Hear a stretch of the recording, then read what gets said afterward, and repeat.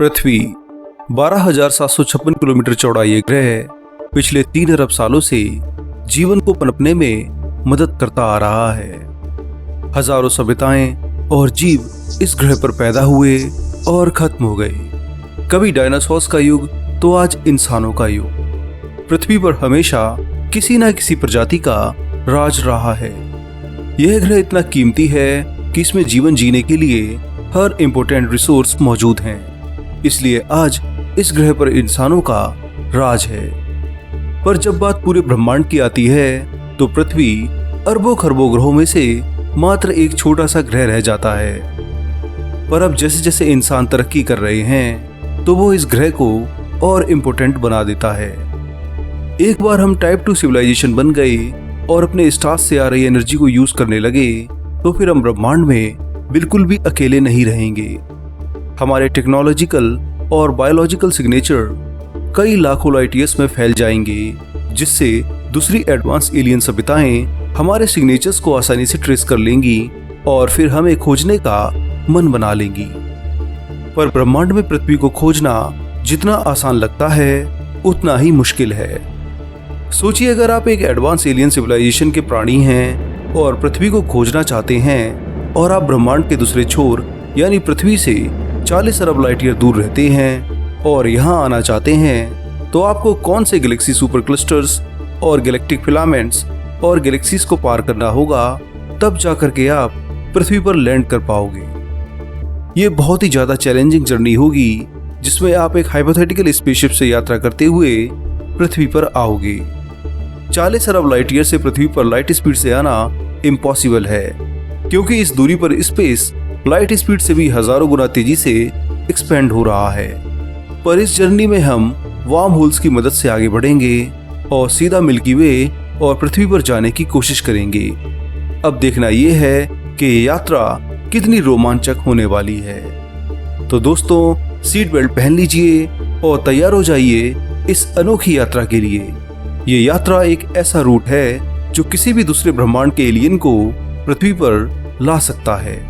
आप ऐसे कहिए, ब्रह्मांड में हमारी पक्की लोकेशन। तो चलिए शुरू करते हैं। ऑब्जर्वेबल यूनिवर्स यानी हमारा वो ब्रह्मांड जिसे हम टेलीस्कोप की मदद से ऑब्जर्व कर सकते हैं। ये 93 अरब लाइट ईयर में फैला हुआ है। इसी ब्रह्मांड में 20 खरब गैलेक्सीज हैं और करोड़ों गैलेक्सी ग्रुप्स, जिनमें ये गैलेक्सीज एक वेब यानी जाले की तरह बंधी हुई हैं। इन्हें गैलेक्सी फिलामेंट कहा जाता है। ऐसे ही लाखों फिलामेंट्स को पार करते हुए आप पहुंचेंगे the Pisces seats super cluster complex की ओर। करीब 1 अरब 20 करोड़ लाइट ईयर में फैला यह विशालकाय गैलेक्सी फिलामेंट ही ऑब्जर्वेबल यूनिवर्स में पहला स्टेप है। इसमें एंटर करते ही आपको लैनिएका सुपर क्लस्टर की ओर जाना है। अब आप इस सुपर क्लस्टर में हैं और आपको यहाँ पर एक बहुत ही विचित्र ग्रेविटेशनल एनोमली दिखाई देगी, यानी एक ऐसी जगह जो ब्रह्मांड में बहुत ही कम होती हैं। ये है द ग्रेट अट्रैक्टर, जो कि लैनिएका सुपर क्लस्टर का वो हिस्सा है जहां ग्रेविटी के कारण कई छोटे गैलेक्सी क्लस्टर्स, डार्क मैटर और गैलेक्सीज खिंचती हुई नजर आती हैं। ग्रेट अट्रैक्टर का मास करीब 1 लाख मिल्की वे गैलेक्सी से ज्यादा है और ये लैनिएका सुपर क्लस्टर का सेंट्रल हिस्सा है। अब आप इस सुपर क्लस्टर में भटकते हुए विर्गो सुपर क्लस्टर को ढूंढते हैं और यहां आने की कोशिश करते हैं। इसी सुपर क्लस्टर में हमारी मिल्की वे और इस तरह की हजारों गैलेक्सीज आती हैं। करीब 11 करोड़ लाइट ईयर में फैला ये सुपर क्लस्टर बहुत विशाल है। अब आप अपने स्पेसशिप में लगे सुपर एडवांस टेलीस्कोप से मिल्की वे गैलेक्सी को खोजने की कोशिश करते हो। अगर पृथ्वी के लोग आपके यहाँ आने से 11 करोड़ साल पहले टाइप 3 सिविलाइजेशन बन गए होंगे, तभी आप अपने टेलीस्कोप से इसे ऑब्जर्व कर पाओगे। नहीं तो अगर पृथ्वीवासी सिर्फ 1000 साल पहले टाइप 2 या टाइप 3 सभ्यता बने हैं, तो उनके बहुत एडवांस होने के बाद भी आप मिल्की वे को 11 करोड़ साल पीछे ही देखोगे, क्योंकि इतना समय लाइट को आपके टेलीस्कोप तक आने में लग जाएगा। खैर, आपने मिल्की वे गैलेक्सी को ऑब्जर्व किया और पाया कि ये गैलेक्सी बाकी दूसरी गैलेक्सी से बहुत ही अलग है। टाइप 3 सभ्यता होने के कारण इस गैलेक्सी के हर स्टार की एनर्जी यूज की जा रही है। जिससे ये दूर से देखने पर काफी कम ब्राइट और स्मॉल लगती है। विजिबल टेलीस्कोप में आपको मिल्की वे काफी छोटी और कम चमकीली दिखाई देगी, पर जैसे ही आप इंफ्रारेड टेलीस्कोप से देखोगे तो अब आपको ये काफी ज्यादा विशाल और रेड नजर आएगी। ऐसा इसलिए क्योंकि जब टाइप 3 सभ्यता इस गैलेक्सी की एनर्जी को यूज करेगी तो उससे बहुत सारी हीट स्पेस में रिलीज होगी और ये हीट इंफ्रारेड वेवलेंथ में ही देखी जा सकती है। इसलिए आपको ये अपने इंफ्रारेड टेलीस्कोप में बहुत ही ज्यादा हॉट और ब्राइट दिखेगी। बस अब आपने गैलेक्सी को ऑब्जर्व कर लिया है और अपना स्पेसशिप इस पर लॉक कर लिया है।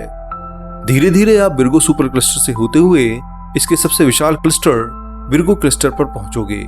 फिर इसे पार करते हुए आपको दिखाई देगी द लोकल शीट, यानी गैलेक्सीज का वो कलेक्शन जो कि करीब 3 करोड़ 40 लाख लाइट ईयर में फैला हुआ है। ये पूरा ग्रुप एक खास वेलोसिटी से विर्गो क्लस्टर की ओर जा रहा है। इसी लोकल शीट में लोकल ग्रुप भी मौजूद है जो कि वास्तव में मिल्की वे और एंड्रोमेडा जैसी 80 गैलेक्सीज का कलेक्शन है।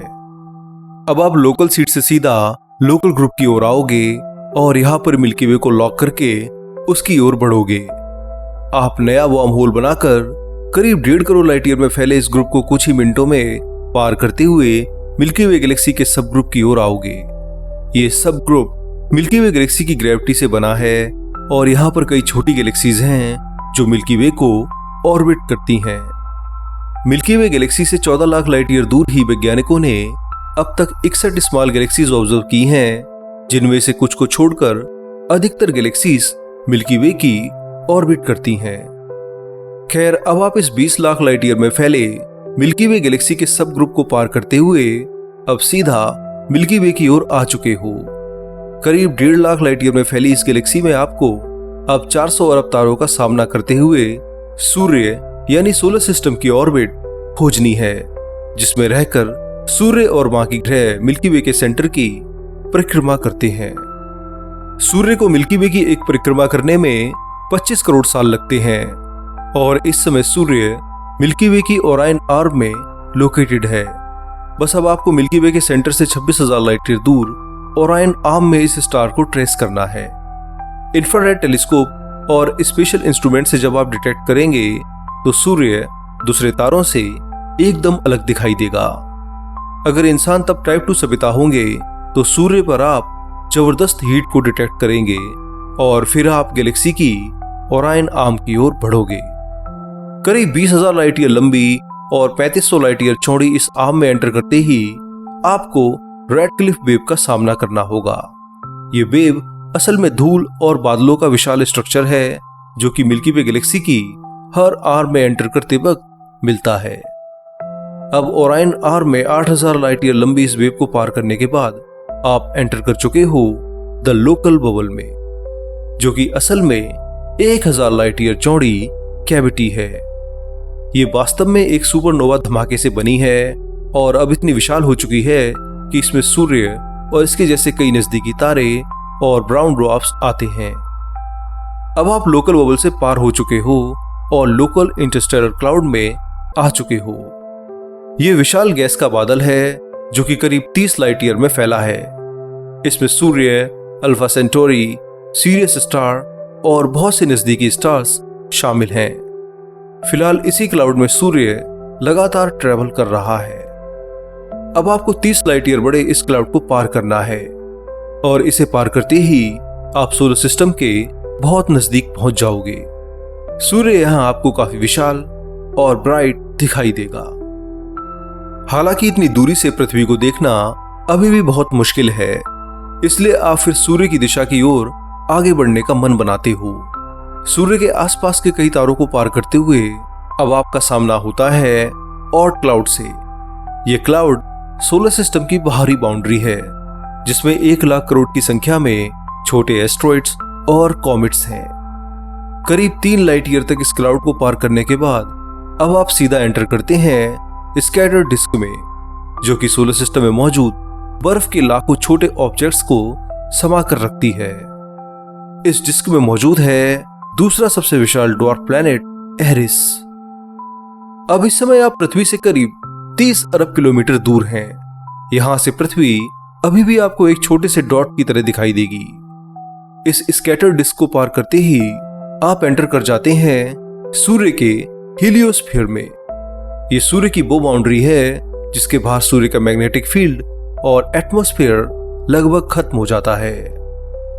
खैर, अब आप हीलियोस्फीयर में हैं और अब आप सीधा सूर्य से निकल रहे पार्टिकल्स और रेडिएशन को डिटेक्ट कर सकते हैं।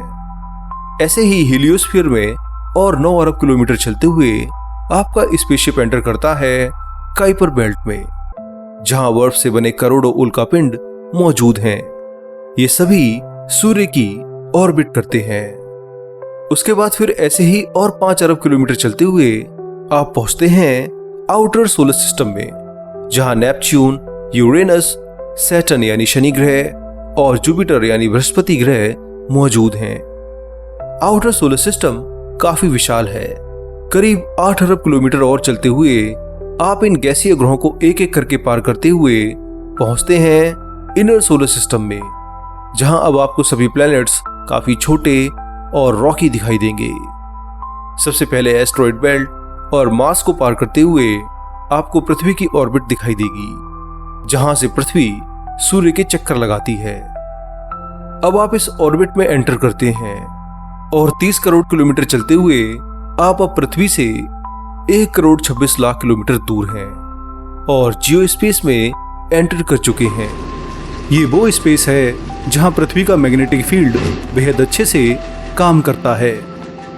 आप स्पेशल इंस्ट्रूमेंट से यहाँ पर खड़े होकर देख सकते हैं कि कैसे सूर्य से निकल रही खतरनाक सोलर विंड से पृथ्वी अपने मैग्नेटिक फील्ड के द्वारा अपने एटमॉस्फेयर की रक्षा करती है।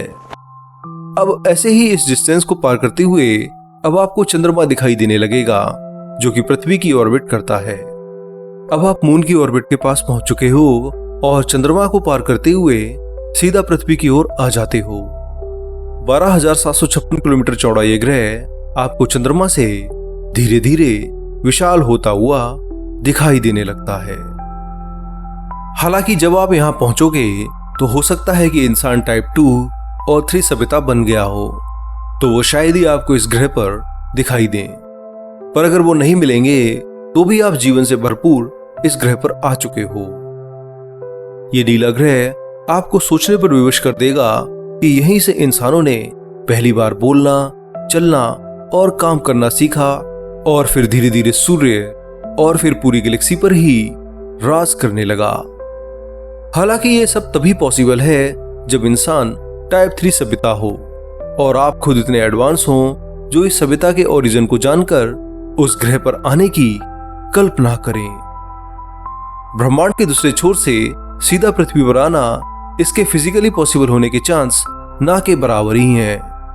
ब्रह्मांड डार्क एनर्जी के कारण लाइट से तेज फैल रहा है और जो भी चीज आज हमसे 14 अरब लाइट ईयर से ज्यादा दूर है उसे हम कभी रियल में देख ही नहीं सकते हैं। आप 40 अरब लाइट ईयर दूर हैं तो कभी भी पृथ्वी के बारे में डायरेक्ट नहीं जान पाओगे। आप मिल्की वे गैलेक्सी को देखोगे तो वो आपको बिग बैंग के कुछ समय के बाद बनने वाली एक नई गैलेक्सी जैसी दिखाई देगी। पृथ्वी और सूर्य का कोई भी साइन नहीं दिखाई देगा। ये सब देखकर लगता है कि वास्तव में ब्रह्मांड कितना विशाल है, जो कि हमारी सोच को भी खत्म कर देता है। तो दोस्तों, इस वीडियो में इतना ही। यहां आपने ब्रह्मांड के दूसरे छोर और कहीं तो दूसरे ब्रह्मांड से सीधा पृथ्वी की यात्रा की। आपने इस यात्रा में करोड़ों गैलेक्सी फिलामेंट्स, सुपर क्लस्टर्स और विशाल बॉइड्स और क्लाउड्स पार किए और फिर मिल्की वे और सूर्य की ओर आकर के पृथ्वी पर पहुंचे। ये यात्रा सच में हैरान कर देने वाली थी। आपको इस यात्रा में क्या सबसे ज्यादा मजेदार और अजीब लगा, नीचे कमेंट करके जरूर बताएं और इसके साथ साथ इस वीडियो को लाइक और शेयर भी करें। और हाँ, अगर आप इस विषय पर अधिक जानकारी चाहते हैं तो हमारी वेबसाइट विज्ञानम.com पर जरूर विजिट कीजिए और उसे बुकमार्क कर लीजिए। साथ में चैनल को सब्सक्राइब कीजिए और बेल आइकन भी प्रेस कीजिए। अब मैं आप लोगों से मिलूंगा अगले हफ्ते एक और मजेदार साइंस वीडियो के साथ। तब तक के लिए धन्यवाद, नमस्कार, जय हिंद, आपका दोस्त शिवम।